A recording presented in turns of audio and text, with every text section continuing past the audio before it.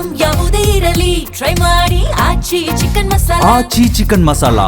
ಹಾವೇರಿಯಲ್ಲಿ ಕಾರ ಹುಣ್ಣಿಮೆಯ ದಿನ ಕೋಮು ಗಲಭೆ ಪ್ರಕರಣ. ಹಾನಗಲ್ ತಾಲೂಕಿನ ನರೇಗಲ್ ಗ್ರಾಮಕ್ಕೆ ವಿಜಯೇಂದ್ರ ಆಗಮನ.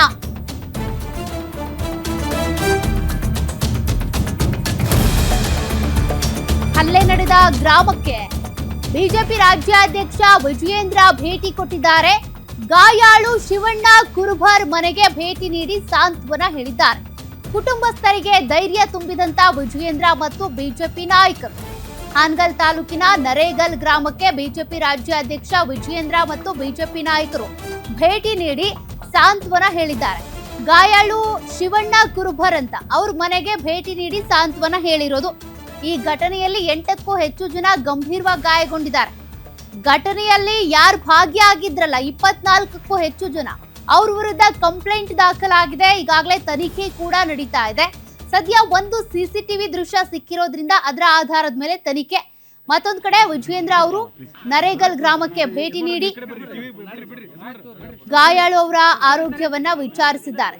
ಕಾರ ಹುಣ್ಣಿಮೆ ದಿನ ಆದಂತ ಕೋಮು ಗಲಭೆ ಪ್ರಕರಣಕ್ಕೆ ಸಂಬಂಧಪಟ್ಟಂತೆ ಪೊಲೀಸರ ತನಿಖೆ ಈಗಾಗಲೇ ವೇಗ ಪಡ್ಕೊಂಡಿದೆ. ಬಟ್ ಈ ಘಟನೆಗೆ ಕಾರಣೀಕರ್ತರು ಯಾರು, ಯಾತಕ ಗಲಾಟೆ ಆಯ್ತು, ಏನ್ ಕತೆ ಅಂದ್ರೆ ಸಂಭ್ರಮ ಇರಬೇಕಾದಂತ ಆ ಸಂದರ್ಭದಲ್ಲಿ ಕೋಮು ಗಲಭೆ ಆಗಿದ್ಯಾಕೆ ತನಿಖೆ ನಡೀತಾ ಇದೆ.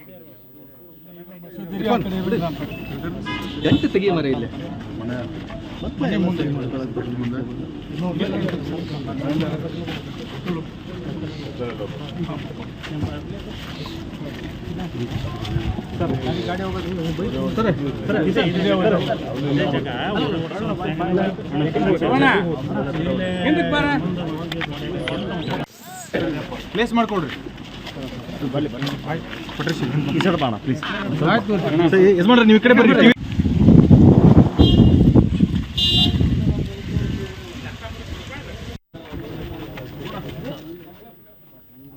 ಕಾರ ಹುಣ್ಣಿಮೆಯ ದಿನ ಭಾರಿ ಸಂಭ್ರಮ ಇತ್ತು. ಆ ಸಂದರ್ಭದಲ್ಲಿ ಮೆರವಣಿಗೆ ನಡೀತಾ ಇತ್ತು. ಆಗ ಅಂದ್ರೆ ಹೋರಿ ಬೆದರಿಸುವಂತದ್ದು, ಹೀಗೆ ಬೇರೆ ಬೇರೆ ರೀತಿಯ ಕಾರ್ಯಕ್ರಮಗಳು ನಡೀತಾ ಇದ್ವು. ಆಗ ಮಸೀದಿ ಎದುರುಗಡೆ ಪಟಾಕಿ ಸಿಡಿಸಿದ್ರು ಅನ್ನುವಂತ ಕಾರಣಕ್ಕೆ ಶುರುವಾದ ಗಲಾಟೆ ಇದು. ಈ ಕೋಮು ಗಲಭೆಯಲ್ಲಿ ಭಾಗಿಯಾದ 24 ಜನರ ವಿರುದ್ಧ ಈಗಾಗಲೇ ಕಂಪ್ಲೇಂಟ್ ದಾಖಲಾಗಿ ತನಿಖೆ ನಡೀತಾ ಇದೆ.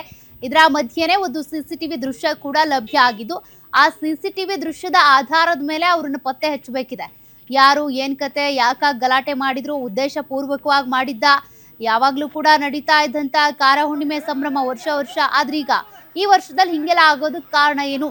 ಯಾರಾದ್ರೂ ಬೇಕಂತಾನೆ ಇದೆಲ್ಲದನ್ನು ಹದಗೆಡಿಸ್ಬೇಕು, ಗಲಭೆ ಎಬ್ಬಿಸ್ಬೇಕು ಅಂತಾನೆ ಮಾಡಿದ್ರ, ದುರುದ್ದೇಶದಿಂದ? ಅದೆಲ್ಲದ್ರ ಬಗ್ಗೆನೂ ಕೂಡ ಪೊಲೀಸರು ತನಿಖೆ ಮಾಡ್ತಿದ್ದಾರೆ. ಸದ್ಯ ಇವತ್ತು ನರೇಗಲ್ ಗ್ರಾಮಕ್ಕೆ ಬಿಜೆಪಿ ರಾಜ್ಯಾಧ್ಯಕ್ಷ ಆಗಿರುವಂತ BY ವಿಜಯೇಂದ್ರ ಹಾಗೂ ಕೆಲ ಬಿಜೆಪಿ ನಾಯಕರು ಕೂಡ ಅವ್ರ ಜೊತೆಗೆ ಬಂದು ಸಾಂತ್ವನ ಹೇಳಿದ್ದಾರೆ.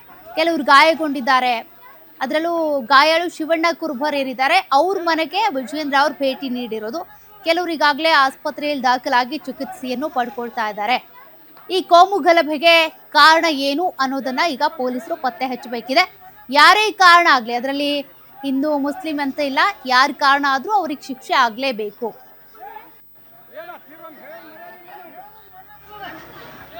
ತಾಲೂಕಿನ ನರೇಗಲ್ ಗ್ರಾಮ ಇದೀಗ ನಿಗಿ ಅನ್ನುವಂತಹ ಸ್ಥಿತಿಗೆ ನಿರ್ಮಾಣ ಆಗಿರುವಂಥದ್ದು.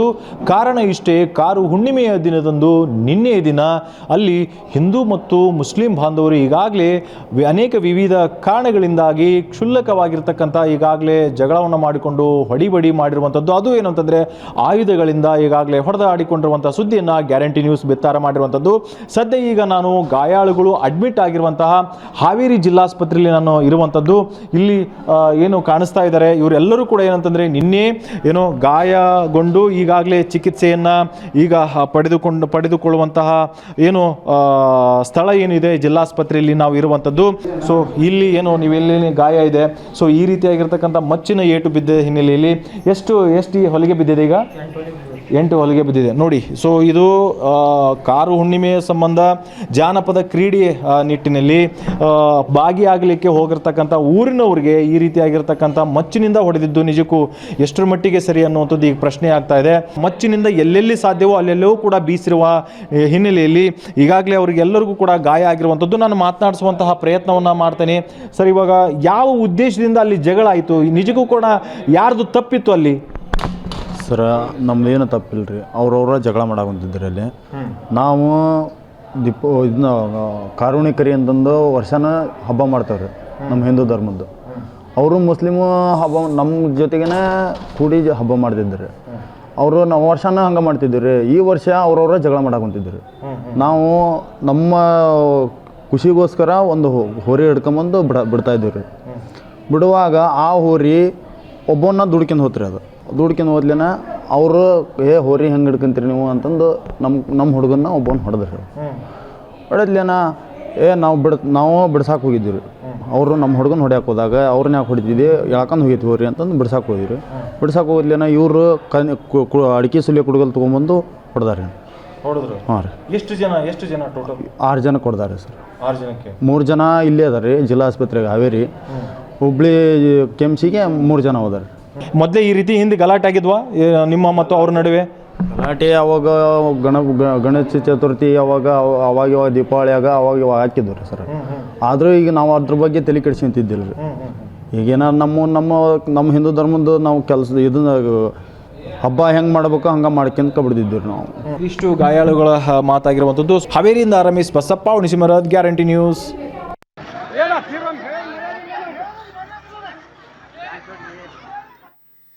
ಮತ್ತಷ್ಟು ಡೀಟೇಲ್ಸ್ ಕೊಡ್ತಾರೆ ಪ್ರತಿನಿಧಿ ರಮೇಶ್.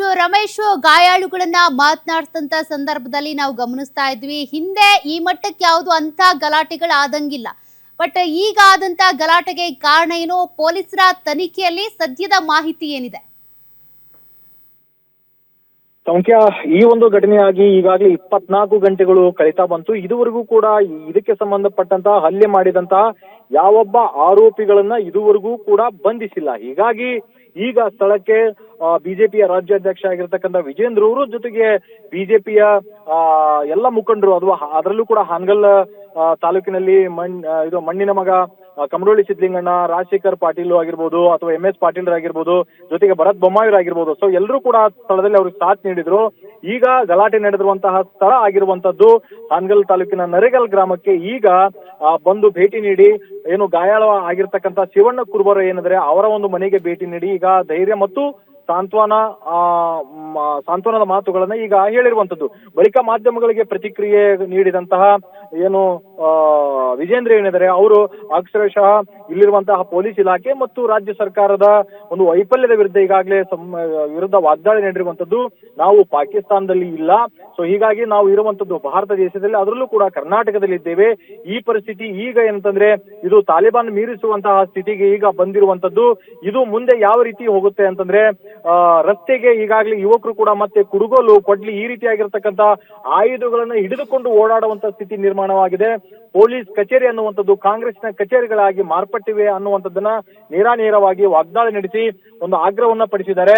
ಕೂಡಲೇ ಆರೋಪಿಗಳನ್ನ ಬಂಧಿಸಿ ಕಾನೂನಿನ ಪ್ರಕಾರ ಶಿಕ್ಷೆಯನ್ನು ಒದಗಿಸಬೇಕು ಅನ್ನುವ ನಿಟ್ಟಿನಲ್ಲಿ ಈಗ ಆಗ್ರಹ ಮಾಡಿರುವಂತದ್ದು. ಜೊತೆಗೆ ಈ ವೇಳೆ ಶಿವಣ್ಣ ಕುರ್ಬರ್ ಅವರನ್ನ ಮನೆಗೆ ಭೇಟಿ ನೀಡಿದಂತಹ ಸಂದರ್ಭದಲ್ಲಿ ವಿಜೇಂದ್ರ ಅವರು ಏನೋ ಅವರಿಗೆ ಒಂದು ಧನ ಸಹಾಯವನ್ನು ಕೂಡ ಏನಂತಂದ್ರೆ ಮಾಡಿರುವ ನಿಟ್ಟಿನಲ್ಲಿ ಈಗ ಅವರ ಒಂದು ಬೆಂಗಾವಲಿಯಾಗಿ ಈಗ ಬಿಜೆಪಿ ಪಾಳೆ ಆಗಿರ್ಬೋದು, ವಿಜೇಂದ್ರ ಆಗಿರ್ಬೋದು, ಈಗಾಗಲೇ ನಾವು ನಿಲ್ತೇವೆ, ನಿಮಗೆ ನ್ಯಾಯ ಕೊಡಿಸುವಂತ ಎಲ್ಲ ಕೆಲಸವನ್ನ ನಾವು ಮಾಡ್ತೇವೆ ಅನ್ನೋ ಒಂದು ಭರವಸೆಯನ್ನ ಈಗಾಗಲೇ ನೀಡಿರುವಂತದ್ದು. ಸಂಖ್ಯಾ, ಈ ಒಂದು ಪ್ರಕರಣ ಮುಂದೆ ಇನ್ನೂ ರಾಜಕೀಯವಾಗಿ ಯಾವ ರೀತಿ ಪಡೆಯುತ್ತೆ ಅನ್ನುವಂಥದ್ದು ಈಗ ಸದ್ಯದ ಮಟ್ಟಿಗೆ ಇರುವಂತಹ ಕುತೂಹಲ. ಆದ್ರೆ ಸ್ಥಳದಲ್ಲಿ ಪೊಲೀಸರು ಕೂಡ ಏನಂತಂದ್ರೆ ಠಿಕಾಣಿ ಹೂಡಿರೋ ನಿಟ್ಟಿನಲ್ಲಿ ಸದ್ಯ ಪರಿಸ್ಥಿತಿ ಏನಂತಂದ್ರೆ ಬೂದಿ ಮುಚ್ಚಿದ ಕೆಂಡದಂತೆ ಇರುವಂತದ್ದು ಸತ್ಯ. ಸಂಖ್ಯಾ, ಥ್ಯಾಂಕ್ ಯು ರಮೇಶ್ ಡೀಟೇಲ್ಸ್ಗೆ.